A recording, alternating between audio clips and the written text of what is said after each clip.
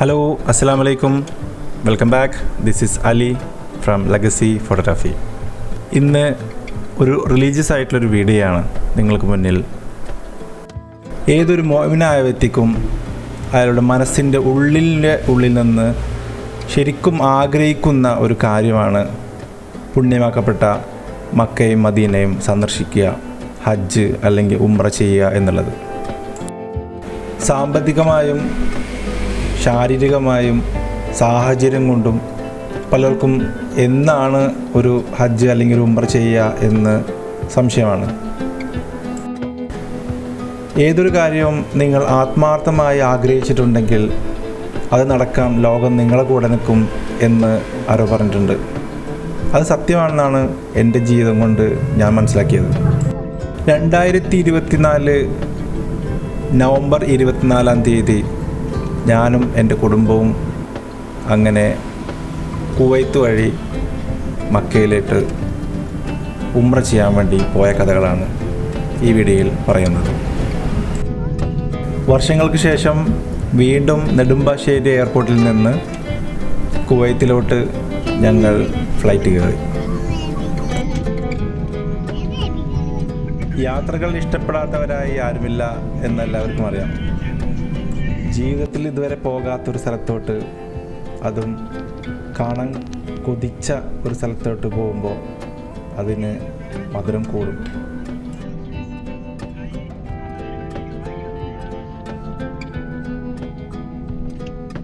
നെടുമ്പാശ്ശേരി എയർപോർട്ടിൽ നിന്നും Kuwait എയർപോർട്ടിലോട്ടും Kuwait എയർപോർട്ടിൽ നിന്ന് ജിദ്ദ എയർപോർട്ടിലോട്ടാണ് ഞങ്ങളുടെ യാത്ര.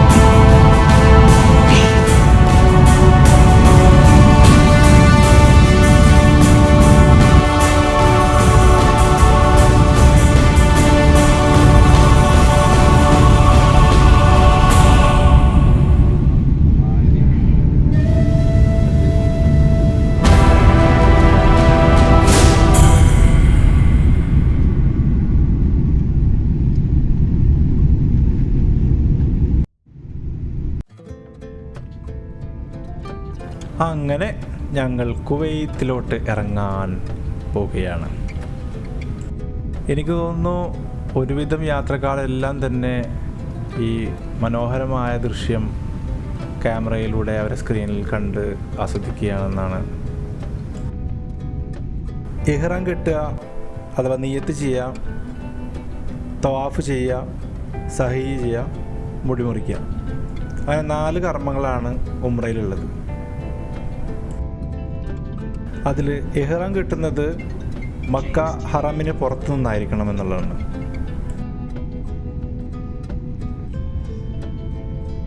ത്വാഫ് ചെയ്യുക എന്നുള്ളത്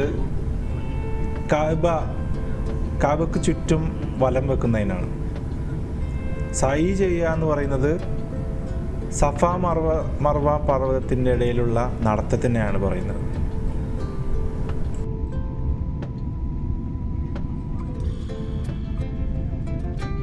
കേട്ട കഥകളും യാഥാർത്ഥ്യവും തമ്മിൽ ഒരുപാട് അന്തരമുണ്ട് എന്ന് മനസ്സിലാക്കിയ ഒരു യാത്ര കൂടിയായിരുന്നു ഈ ഉംറ യാത്ര.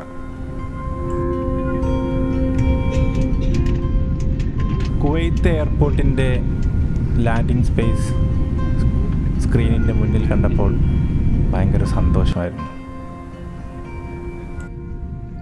അങ്ങനെ കുവൈത്ത് എയർപോർട്ടിൽ നിന്നും ഇഹ്റാം കിട്ടിയതിന് ശേഷം ജിദ്ദ എയർപോർട്ടിലെത്തി. ജിദ്ദ എയർപോർട്ടിൽ നിന്ന് ഞങ്ങൾ നേരെ ഹോട്ടൽ റൂമിലോട്ട് പോയി, മെർക്കോർ ഹോട്ടൽ. പിറ്റേ ദിവസമാണ് ഞങ്ങൾ ഉംറ എല്ലാം നിർവഹിച്ച് അനുബന്ധ ചടങ്ങുകളെല്ലാം ചെയ്തത്.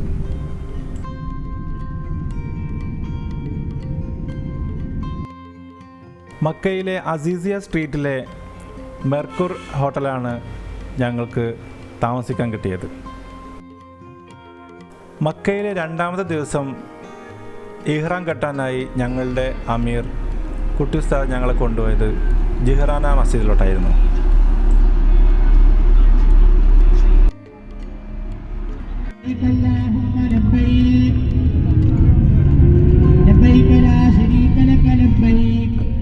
ജുഹ്റാന പള്ളിയുടെ ഉൾവശമാണ് ഈ കാണുന്നത്. ഇവിടെ നിന്നാണ് ഞങ്ങൾ ഇഹ്റാം അഥവാ ഉംറയ്ക്കുള്ള നിയ്യത്ത് വെച്ചത്.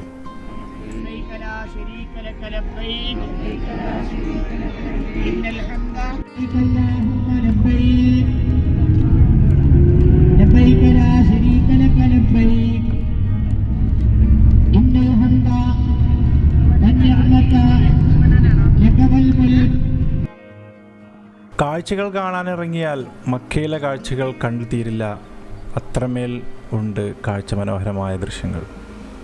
മക്കയിലെ ഉമ്മുൽ ഖുറ യൂണിവേഴ്സിറ്റിയാണ് ഈ കാണുന്നത്.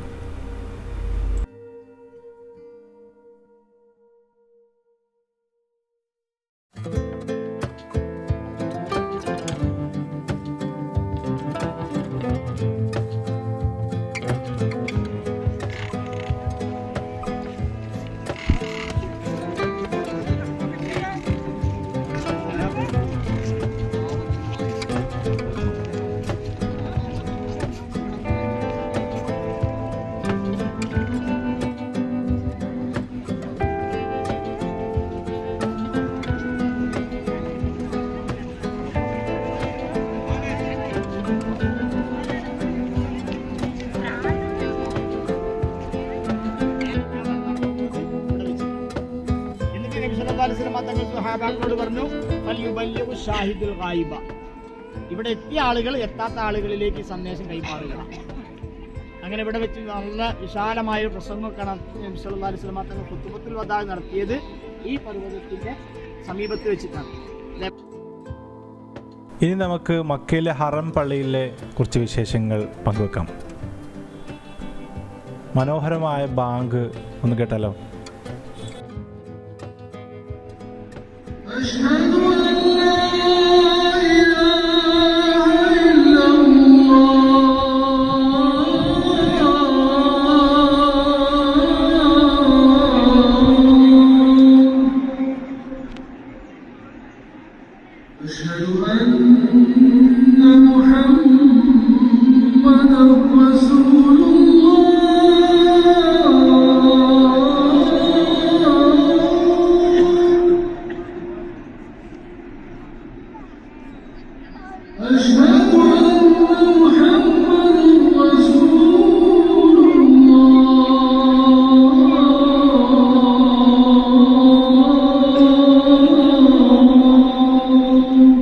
ലോകപ്രശസ്തമായ ക്ലോക്ക് ടവറാണ് ഈ കാണുന്നത്. മക്ക അസീസിയ സ്ട്രീറ്റിലെ മെർക്കൂർ ഹോട്ടലിലെ വിശേഷങ്ങളാണ്.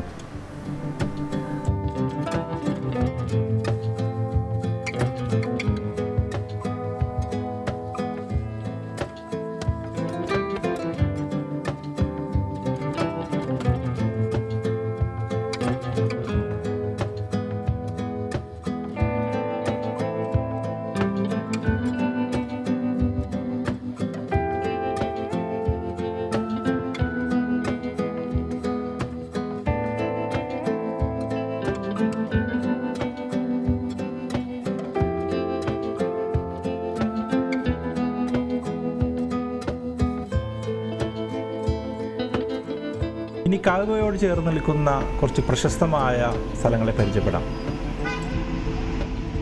മരത്തിൻ്റെ പള്ളി എന്നറിയപ്പെടുന്ന മസ്ജിദ് ഷജറ ആണ് ഈ പള്ളി. ഇതാണ് മസ്ജിദ് ജിന്ന്. മുഹമ്മദ് നബി സല്ലല്ലാഹു അലൈഹി വസല്ലമ ഖുർആനിൻ്റെ ഒരു ഭാഗം പാരായണം ചെയ്യുന്നത് കേൾക്കാൻ ഒരു രാത്രി ജിന്നുകൾ ഒത്തുകൂടിയ സ്ഥലത്താണ് ഈ പള്ളി നിർമ്മിച്ചിരിക്കുന്നത്. പിന്നീട് മുഹമ്മദ് നബി സല്ലല്ലാഹു അലൈഹി വസല്ലമ അവിടെ വെച്ച് ഈ ജിന്നുകളുടെ നേതാക്കളുമായി കൂടിക്കാഴ്ച നടത്തി അവരുടെ ഇസ്ലാം ആശ്ലേഷവും അവരുടെ ബൈത്ത് സത്യപ്രതിജ്ഞ ചെയ്യുകയും ചെയ്തു. ഖുർആനിലെ അൽ ജിന്നിൽ ഈ സംഭവം പരാമർശിക്കപ്പെട്ടിരുന്നു.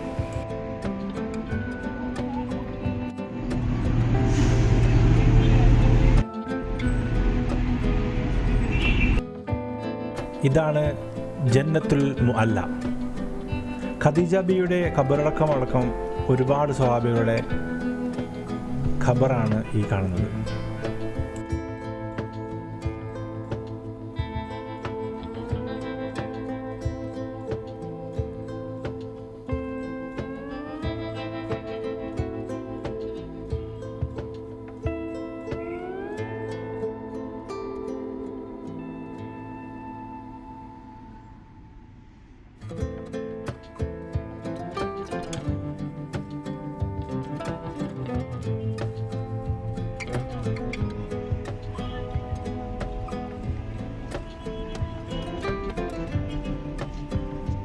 നേരത്തെ കണ്ട മസ്ജിദ് ഷജറയാണ് ഈ കാണുന്നത്.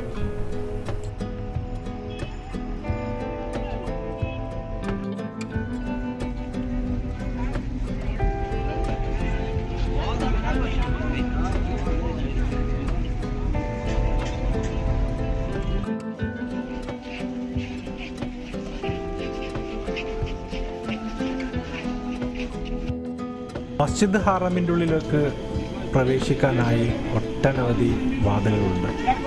അതിലെ ഒരു വാതിലാണ് ഫത്താ ഗേറ്റ്. ഈ മസ്ജിദിനുള്ളിലെ ഓരോ നിർമ്മിതിയും വളരെ മനോഹരവും കൗതുകവും നിറഞ്ഞതാണ്.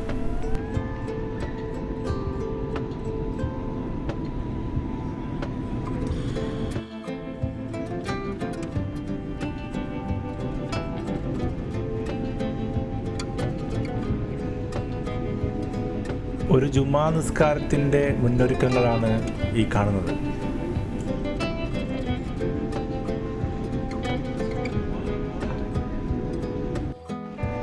കഅബയ്ക്ക് സമീപമുള്ള ഒരുപാട് ഹോട്ടലുകളിലൊന്നാണ് ഈ കാണുന്നത്.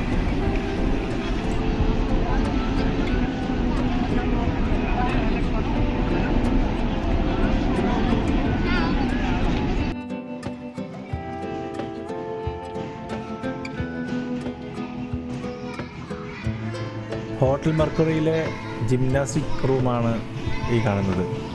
കുട്ടികളും മുതിർന്നവരും എല്ലാവരും എൻജോയ് ചെയ്തു.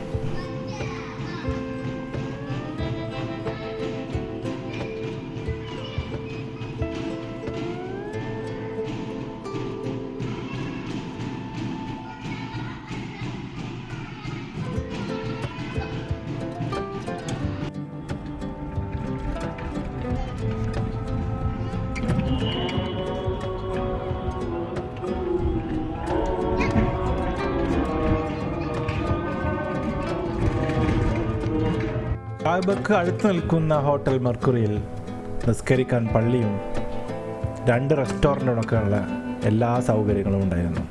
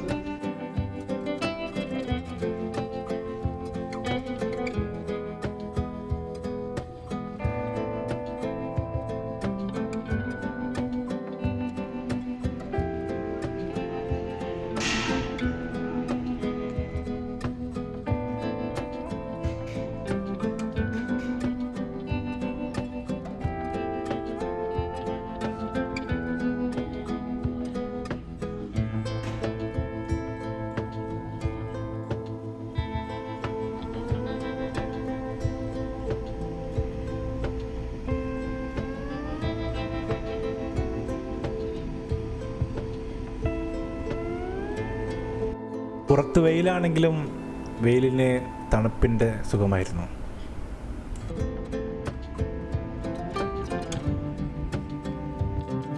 പ്രവാചകൻ മുഹമ്മദ് നബി സല്ലല്ലാഹു അലൈഹി വസല്ലമയുടെ പ്രിയ ഭാര്യമാരിൽ ഒരാളായ ആയിഷ ബിൻത് അബൂബക്കറിൻ്റെ പേരിൽ അറിയപ്പെടുന്ന ഈ മസ്ജിദിന് ആയിഷ പള്ളി എന്നും തനീം പള്ളി എന്നും പേരുണ്ട്.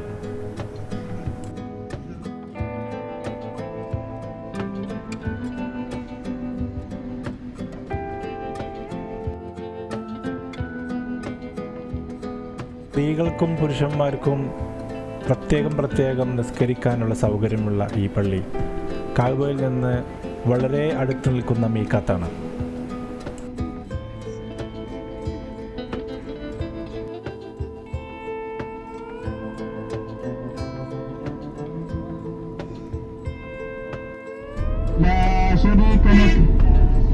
ലബ്ബൈക അല്ലാഹുമ്മ ലബ്ബൈക ലബ്ബൈക ലകൽ മുൽക് ലാ ശരീക ലക ലബ്ബൈക അല്ലാഹുമ്മ ലബ്ബൈക ലബ്ബൈക ലാ ശരീക ലക ലബ്ബൈക ഇന്നൽ ഹംദ വന്നിഅമത ലകൽ മുൽക് ലാ ശരീക ലക ലബ്ബൈക അല്ലാഹുമ്മ ലബ്ബൈക ലബ്ബൈക ലാ ശരീക ലക ലബ്ബൈക ഇന്നൽ ഹംദ വന്നിഅമത ലകൽ മുൽക് ലാ ശരീക ലക അല്ലാഹുമ്മ സ്വല്ലി അലാ സയ്യിദിനാ മുഹമ്മദിൻ വഅലാ ആലി സയ്യിദിനാ മുഹമ്മദിൻ كما صليت على إبراهيم وعلى آل إبراهيم وبارك على محمد.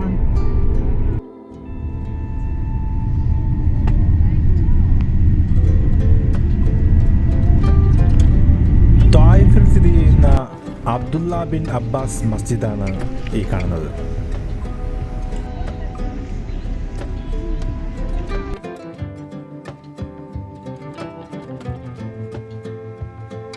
തഫ്സീറിൽ അഥവാ ഖുർആൻ്റെ വ്യാഖ്യാനത്തിൽ വിദഗ്ധനായിരുന്നു അബ്ദുള്ള ബിൻ അബ്ബാസ് റളിയല്ലാഹു അൻഹു.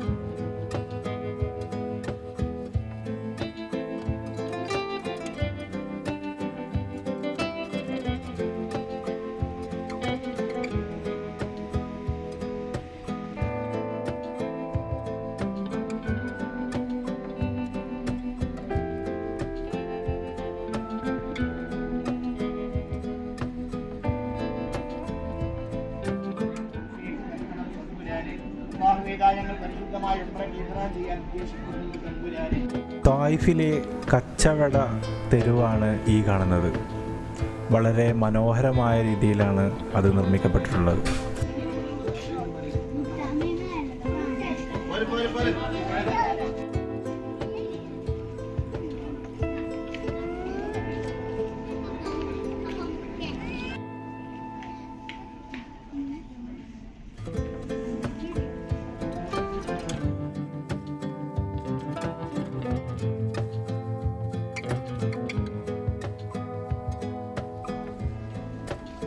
ഇന്ത്യക്കാർക്ക്, പ്രത്യേകിച്ച് മലയാളിക്ക് അഭിമാനത്തോടു കൂടി പറയാൻ കഴിയുന്ന സൗദി അറേബ്യയിലെ തായിഫിലൊരു പള്ളിയുണ്ട്. മസ്ജിദ് അൽ ഹുനൂദ്, മോസ്ക് ഓഫ് ഇന്ത്യൻസ്.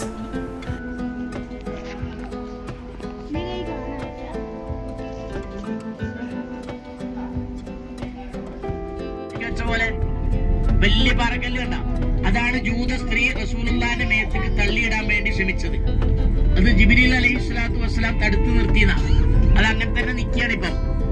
കാണണ്ട, ശ്രദ്ധിച്ച ബസിന്റെ വലതുഭാഗത്ത് ആ മുകളിൽ കാണുന്ന വലിയ പാറക്കല്ല്, അതിന് ചെറിയ 2 കല്ല് വെച്ചിട്ട് അവിടെ ഇങ്ങനെ, അതിപ്പം ഇവര് ചെയ്ത പണിയാണ്. ഒരു കൈ മുട്ടുകൈ മടക്കി വെച്ച പോലെ, ശ്രദ്ധിച്ച അതാണ് ജൂത സ്ത്രീ റസൂലുള്ളാഹിന്റെ പേര്. അതിൽ 2 കഷ്ണല്ല അതിന്റെ മുകളത്തെ, അതിന്റെ മുകളത്ത് മുട്ടുകൈ ഇങ്ങനെ മടക്കി പിടിച്ച പോലെ വന്ന മുകളില് എന്താ അങ്ങനെ അത് കാണാൻ പറയില്ലേ, അതാണ് കൂഴ എന്ന് പറയുന്നത്. മുട്ടുകൈ എന്ന് അർത്ഥം വരുന്ന റസൂലുള്ളാഹിന്റെ പേർക്ക് ശരീരത്തിലേക്ക് തള്ളിയിടാൻ വേണ്ടി ശ്രമിച്ച കല്ലാണത്. അന്ന് റസൂലുള്ളാഹിനെ കൊല്ലാൻ വേണ്ടിയിട്ടേ ആ കല്ല് അങ്ങനത്തെ ജിബ്രീൽ അലൈഹി സ്വലാത്തു വസ്സലാം തടുത്തു നിർത്തിയതാ.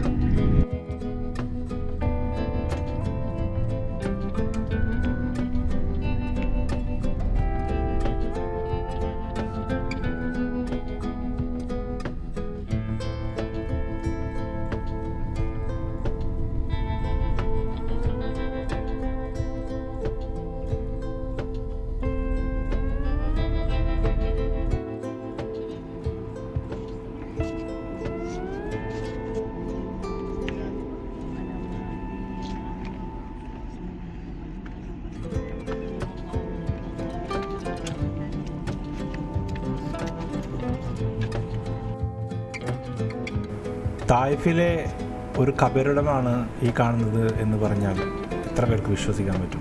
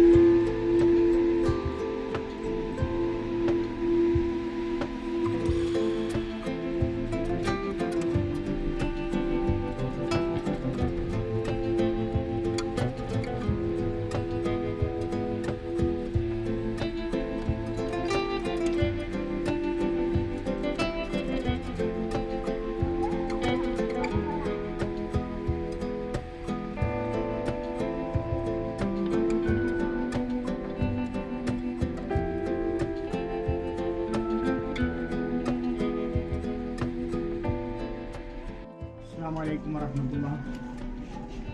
പ്രിയപ്പെട്ട ശ്രോതാക്കളെ, നാം ഇപ്പോൾ ഉള്ളത് ഹജ്ജിൻ്റെ മീഖാത്തായ ഖർനുൽ മനാസിൽ എന്ന സ്ഥലത്താണ്. പിന്നെ ത്വായിഫ് ഭാഗത്തു നിന്നൊക്കെ ഹജ്ജിന് വരുന്ന ആളുകൾ ഇഹ്റാം ചെയ്യുന്ന മീഖാത്താണ് ഖർനുൽ മനാസിൽ. ഇന്ന് സൈലുൽ കുബ്ര എന്ന പേരിലാണ് ഈ സ്ഥലം അറിയപ്പെടുന്നത്. ആ സമയത്തൊക്കെ ഭയങ്കര തിരക്ക് അനുഭവപ്പെടുന്ന ഒരു മേഖലയാണ് ഖർനുൽ മനാസിൽ. അപ്പം നമ്മൾ ത്വായിഫ് സന്ദർശനത്തിന് ശേഷം ഇവിടെ എത്തി ഇൻഷാ അല്ലാഹ് ഇവിടെ നിന്ന് ഇഹ്റാം ചെയ്ത് ഹറമിലേക്ക് പോവുകയാണ്. ഖർനുൽ മനാസിൽ എന്ന് പറയുന്ന ഹജ്ജിൻ്റെ ഒരു മീഖാത്താണ്. ആ മീഖാത്തിലാണ് ഇപ്പോൾ നമ്മളുള്ളത്.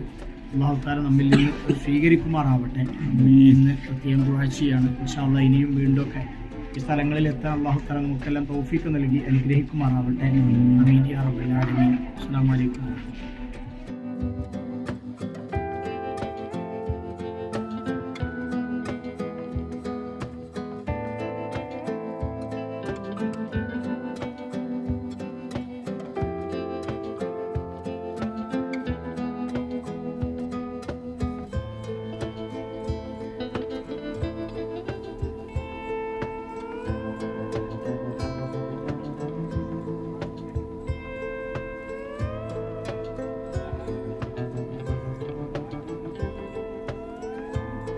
നബി സല്ലല്ലാഹു അലൈഹി വസല്ലം ജനിച്ചു വളർന്ന വീട് ഇന്നൊരു ലൈബ്രറിയാണത്. അതാണ് ഈ കാണുന്നത്.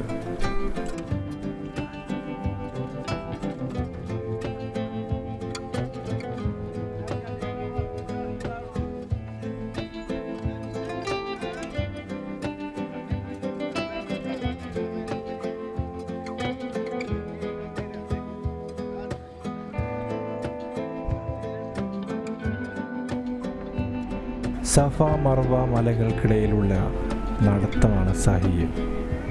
അതാണിത്.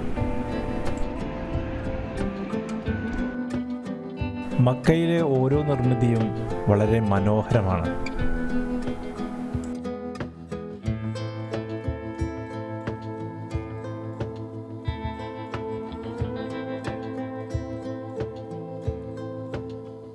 ഞങ്ങൾ താമസിച്ച അസീസിയയിലെ മെർക്കൂർ ഹോട്ടലിലെ റൂമുകളുടെ വിശേഷങ്ങൾ പങ്കുവെക്കാം.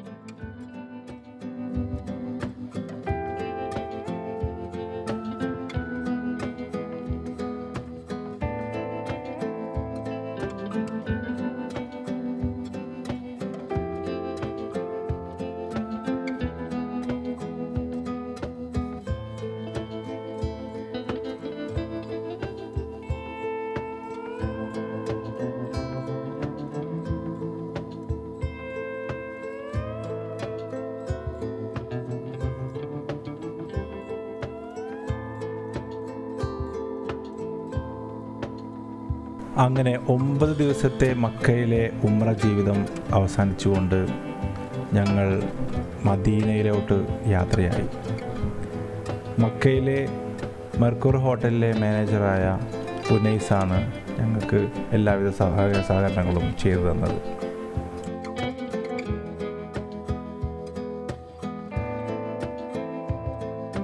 കിലോമീറ്ററുകൾ താണ്ടിയിട്ടും മക്കയിലെ ആ ക്ലോക്ക് ടവർ ഞങ്ങൾക്ക് കാണാൻ കഴിയുമായിരുന്നു.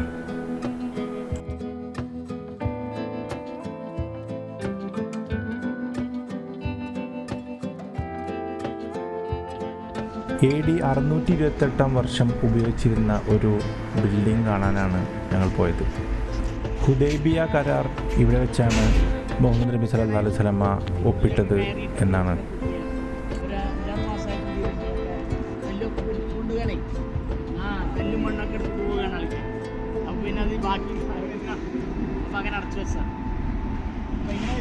കരാർ നടന്നത് ഹുദൈബിയ കരാർ ഇസ്ലാമിക ചരിത്രത്തിലെ വലിയ ഒരു നാഴികക്കല്ലായിട്ടുണ്ടായ സംഭവമാണ് ഹുദൈബിയ സന്ധി. കേട്ടില്ലേ? ഹുദൈബിയ സന്ധി മദ്രസയിലൊക്കെ പഠിച്ചില്ലേ? ഹുദൈബിയ സന്ധി. ആ ഹുദൈബിയ സന്ധി ബൈഅത്ത് റിദ്വാൻ എന്ന പേരിലൊക്കെ അറിയപ്പെടുന്നു. അത് നടന്നത് ഈ സ്ഥാനത്ത്.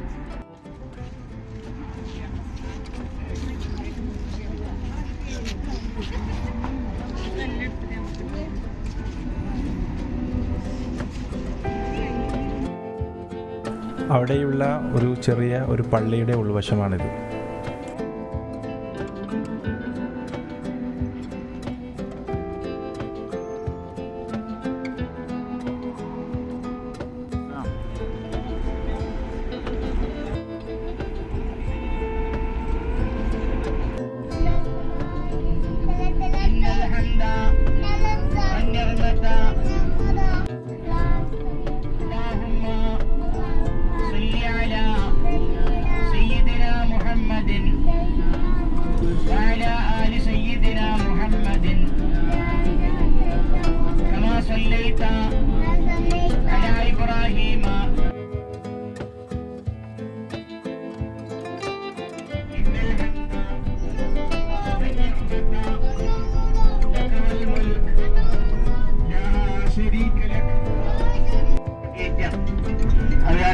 അത് അവിടെ ആരെയും പ്രവേശിപ്പിക്കുന്നില്ല.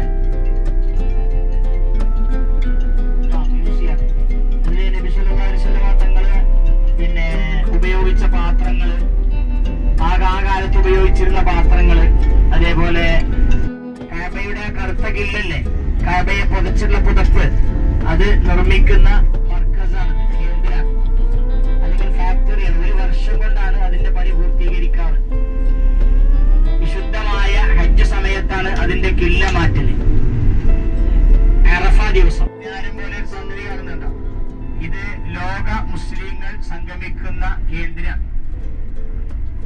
ലോക മുസ്ലിങ്ങൾ റാബിത്ത ഇസ്ലാമി ലോകം ഈ പഴയ കെട്ടിടം അത് പിന്നെ പൊളിക്കപ്പെടാൻ പറ്റണില്ല എന്നാ പറഞ്ഞത്. എന്നിട്ട് റോഡൊക്കെ മാറ്റിയിട്ട് സ്ഥാപിച്ചു എന്നൊക്കെയാണ് പറയപ്പെടുന്നത്. അത് ജിന്നുകളാൽ നിർമ്മിക്ക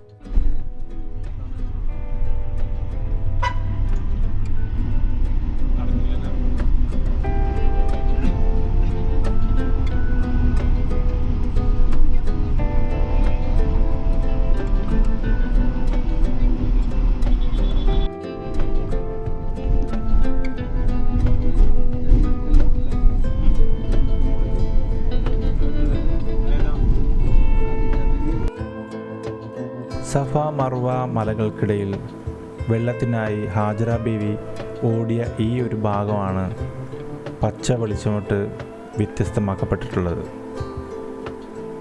സഹി ചെയ്യുമ്പോൾ ഇവിടെ പുരുഷന്മാർ ഓടുക എന്ന ഒരു കാര്യമുണ്ട്.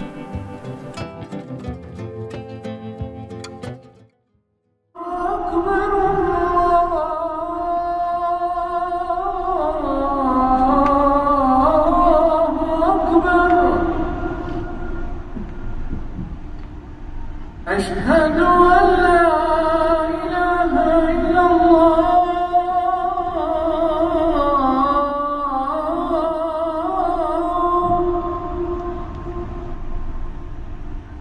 أشهد أن لا إله إلا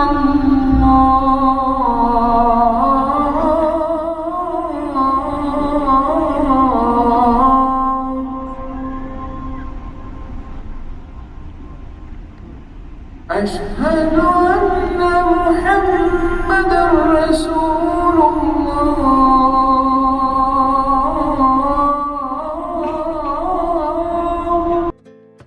വളരെ കൗതുകം തോന്നിയ ഒന്നാണ് മുസല്ലയിൽ അറബിക് കാലിഗ്രാഫിയിൽ പേരെഴുതുന്നത്.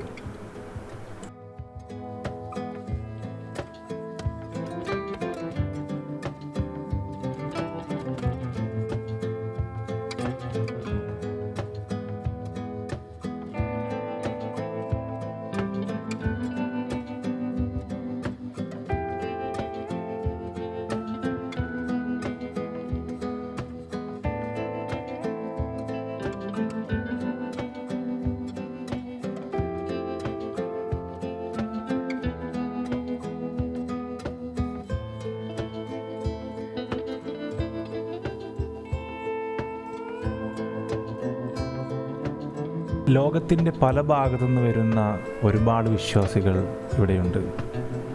കഅബയെ വലം വെക്കുന്ന ഈ പ്രക്രിയയാണ് തവാഫ്.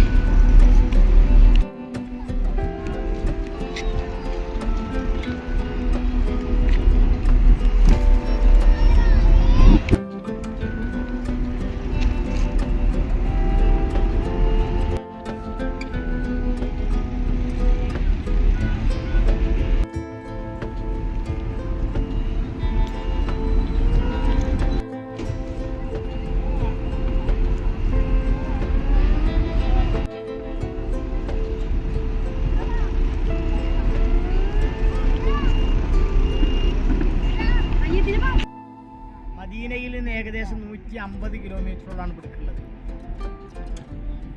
മക്കയിൽ നിന്ന് 200-ലേറെ കിലോമീറ്റർ കിട്ടുന്നത്. അപ്പോൾ മക്കയിൽ നിന്ന് ഇവിടെ വന്നിട്ടാണ് എന്ത് ചെയ്തിട്ടുള്ളത്? യുദ്ധങ്ങൾ നടന്നിട്ട്. ഇസ്ലാമിക യുദ്ധങ്ങളൊക്കെ അങ്ങനെയാണ്.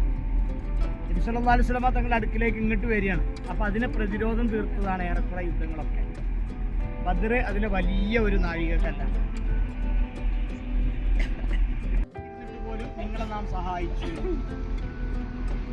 അല്ലാഹുവിന്റെ റസൂൽ സല്ലല്ലാഹു അലൈഹി വസല്ലം തങ്ങൾ ബദറിന്റെ തലേ ദിവസം രണഭൂമിയിൽ കിടന്നിട്ട് പ്രാർത്ഥിച്ചതാണ്, യാ ഹയ്യു യാ ഖയ്യൂം, യാ ഹയ്യു യാ ഖയ്യൂം. അല്ലാഹുവിനോട് വിളിച്ച് പറയാണ്, ഇതിലെങ്ങാനും മുസ്ലിം പക്ഷം പരാജയപ്പെടുകയാണെങ്കിൽ നിന്റെ നാമത്തെ വാഴ്ത്തമ്മിൽ ലോകത്താരും ഉണ്ടാവില്ല, അതുകൊണ്ട് ഞങ്ങളെ നീ സഹായിക്കണം. അല്ലാഹുവിന്റെ റസൂൽ കടന്ന് പ്രാർത്ഥിച്ചു. അങ്ങനെ എന്ത് ചെയ്യാണ്? ബദർ ശുദ്ധമായ റമദാൻ 17-നാണ് സംഭവം നടക്കുന്നത്. സ്വഹാബാക്കളൊക്കെ നോമ്പുകാരാണ്. ആ നോമ്പുകാരായിരിക്കുകയാണ് യുദ്ധം ചെയ്യണത്. ഏതായാലും അല്ലാഹു തആല വലിയ സഹായം ഇറക്കിക്കൊടുത്തു മഹാന്മാരായ മലായിക്കത്തുകൾ മുഖേന. അങ്ങനെ ബദർ വിജയിക്കുകയാണ്. ആ ബദർ നടന്ന രണഭൂമിയാണ് ഈ കാണുന്നത്. ഇവിടെയാണ് ബദർ യുദ്ധം നടന്നത്. ഈ സ്ഥലത്താണ് ബദർ യുദ്ധം നടന്നത്. അതിന്റെ ഏറ്റവും പ്രമുഖർ ബദരീങ്ങളാണ്. ബദരീങ്ങളെക്കാൾ സ്ഥാനമുള്ള ഒരാളും ഇല്ലെന്നാ. ജിബ്രീൽ അലൈഹിസ്സലാത്തു വസ്സലാം റസൂലുള്ളാഹിന്റെ അടുക്കൽ വന്നിട്ട് ചോദിച്ചത്രേ, ബദറിൽ പങ്കെടുത്ത ആളുകളെ നിങ്ങൾ എങ്ങനെയാണ് അഭിസംബോധന ചെയ്യാറുള്ളത്? അപ്പൊ ജിബ്രീൽ നബി സല്ലല്ലാഹു അലൈഹി വസല്ലം പറഞ്ഞു, ഞങ്ങൾ ബദരീങ്ങൾ എന്നാണ് അഭിസംബോധന ചെയ്യാറുള്ളതെന്ന് പറഞ്ഞല്ലോ. അപ്പൊ ജിബ്രീൽ അലൈഹിസ്സലാം പറഞ്ഞു, ഞങ്ങളുടെ കൂട്ടത്തിൽ ബദറിൽ പങ്കെടുത്തവരെയും ഞങ്ങൾ ബദരീങ്ങൾ എന്നാണ് അഭിസംബോധന ചെയ്യാറുള്ളത്. ബദരീങ്ങളുടെ പ്രത്യേകത എന്താ വെച്ചാൽ കഴിഞ്ഞ കാലത്തും വരാനിരിക്കുന്നതുമായ മുഴുവൻ പാപങ്ങളും അല്ലാഹു തആല പുറത്തു കൊടുക്കുന്ന ഖുർആനിൽ അല്ലാഹു പറഞ്ഞു. അത്രത്തോളം സ്ഥാനമുള്ള വേറെ ആരുള്ളത്? നബി സല്ലല്ലാഹു അലൈഹി വസല്ലം ബദരീങ്ങളല്ലേ? നബി സല്ലല്ലാഹു അലൈഹി വസല്ലം തങ്ങൾ ബദരീങ്ങളിൽപ്പെട്ട ആളല്ലേ? ആ ബദറിൽ പങ്കെടുത്ത മുഴുവൻ ആളുകളും ബദരീങ്ങളാണ്. അതിൽ ഷഹീദായവർ മാത്രമല്ല, ബദറിൽ പങ്കെടുത്ത മുഴുവൻ ആളുകളും ബദരീങ്ങളാണ്. അതിലൊരു സ്വഹാബിക്ക് ബദറിൽ വെട്ടേറ്റി. അങ്ങനെ ആ സ്വഹാബി വല്ലാതെ വിഷമത്തിലായിപ്പോയി. രണഭൂമിയിൽ വെച്ചിട്ട് വഫാത്തായില്ലെന്ന് പറഞ്ഞു. അപ്പൊ നബി സല്ലല്ലാഹു അലൈഹി വസല്ലം തങ്ങൾ പറഞ്ഞു, എവിടെ വെച്ച് വഫാത്തായാലും നിങ്ങൾ ബദരീങ്ങളിൽപ്പെട്ട ആളല്ലേ. ബിക്കും ലാഹിഖൂൻ. അസ്സലാമു അലൈക്കും യാ അഹ്ലൽ ഖുബൂർ വഇന്നാ ഇൻഷാ അല്ലാഹു ബിക്കും ലാഹിഖൂൻ. ബദർ യുദ്ധത്തിൽ ഷഹീദായ സ്വഹാബികളുടെ പേരാണ് ഈ ലിസ്റ്റിൽ.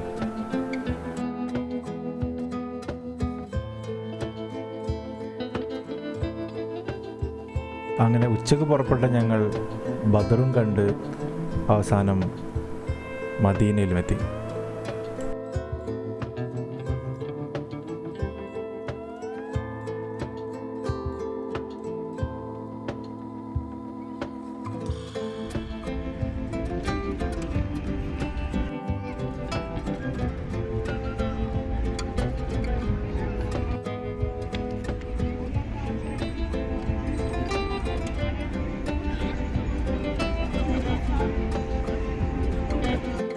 അന്ന് തന്നെ മുത്ത് റസൂലിനോട് സലാം പറയാൻ റൗള ഷരീഫിലെത്തി.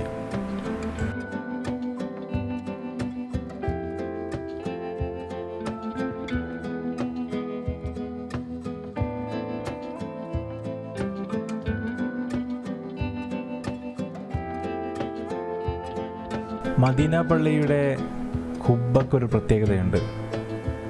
അത് ആവശ്യാനുസരണം ചലിപ്പിക്കാൻ കഴിയുന്നതാണ്.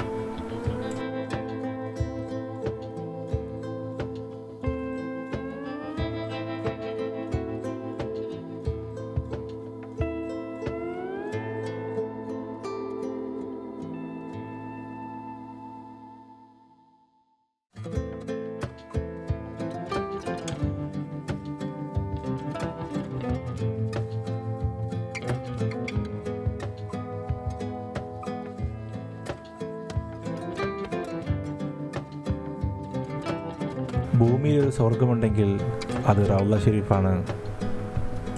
അത് കാണാനും 2 റക്അത്ത് നിസ്കരിക്കാനും ഈ ഉള്ളവനും ഭാഗ്യം ലഭിച്ചു.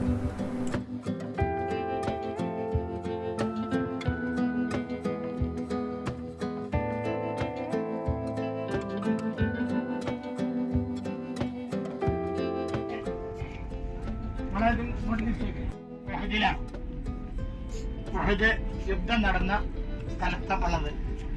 ഈ കെട്ടിന്റെ ഉള്ളില് ഉഹദിൽ ഷഹീദായ 70 സ്വഹാബികളുണ്ട്. ഉഹദിൽ ഷഹീദായ 70 സ്വഹാബികള് ഈ കെട്ടിന്റെ ഉള്ളിലുണ്ട്. അതിൽ വളരെ പ്രധാനപ്പെട്ട ആളാണ് ഹംസത്തുൽ ഖറാർ റളിയല്ലാഹു അൻഹു, റസൂലുള്ളാഹി സ്വല്ലല്ലാഹു അലൈഹി വസല്ലം തങ്ങളുടെ എളാപ്പ. ആ എളാപ്പയെ ഉഹദില് ഹിന്ദി എന്ന് പറയുന്ന ഒരു പെണ്ണ് പിന്നീട് ഇസ്ലാമിലേക്ക് വന്നിട്ടുണ്ട്. തന്റെ അടിമയെ ഉപയോഗിച്ച് ചാട്ടുളി പ്രയോഗം നടത്തി കൊലപ്പെടുത്തി കളഞ്ഞു. അങ്ങനെ ഹംസ റളിയല്ലാഹു അൻഹുവിന്റെ ശരീരം വികൃതാക്കി എന്നുള്ളതാണ്. കൈ മുറിച്ച്, കാല് മുറിച്ച്, കണ്ണും മറ്റു തലയ്ക്കൊക്കെ ചൂഴ്ന്നെടുത്ത് നെഞ്ചു വരെ കുത്തിപ്പിളർത്തി അതിന്റെ അകത്ത് നിന്ന് കരള് പുറത്തെടുത്ത് ചവച്ചു എന്നാ പെണ്ണ് പറയണേ. ഇതാണ് പെണ്ണൊരുമ്പെട്ട എന്ന് പറയണേ. എല്ലാ പെണ്ണുങ്ങളും ഇല്ല കേട്ടോ, അന്നത്തെ പെണ്ണുങ്ങളുടെ കാര്യം പറയണേ. അപ്പൊ ആ ഹിന്ദു എന്ന് പറയുന്ന പെണ്ണ് വളരെ ഹീനമായി മഹാനായ ഹംസ റളിയല്ലാഹു അൻഹുവിനെ കൊലപ്പെടുത്തി കളഞ്ഞു. എന്താ അതിന്റെ കാരണം എന്നറിയോ?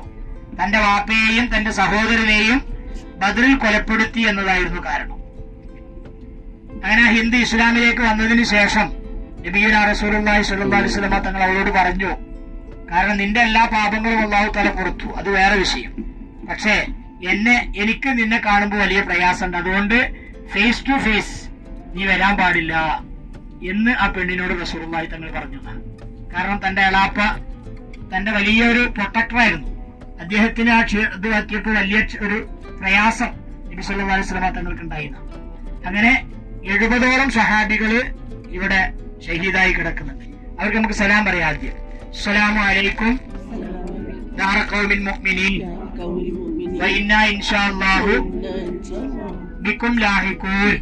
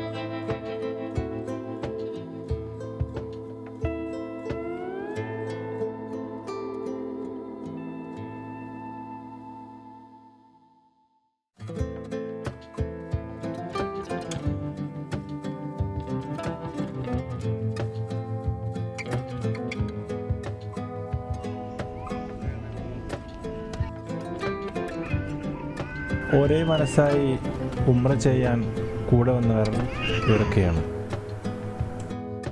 അങ്ങനെ സന്തോഷപരമായി ഉംറ ചെയ്ത് ഞങ്ങൾ നാട്ടിലേക്ക് തിരികെ പോരുകയാണ്. വയസ്സാം കാലത്ത് ചെയ്യേണ്ട ഒരു കർമ്മമല്ല ഉംറയും ഹജ്ജും. ആരോഗ്യപരമായി കഴിവുള്ള ഒരാളാണെങ്കിൽ തീർച്ചയായും എത്രയും പെട്ടെന്ന് ഉംറ നിർവഹിക്കാൻ ശ്രമിക്കുക. അങ്ങനെ തിരിച്ച് കുവൈത്തിലോട്ടും കുവൈത്തിൽ നിന്ന് നെടുമ്പാശ്ശേരിയിലോട്ടും ഞങ്ങൾ യാത്രയായി.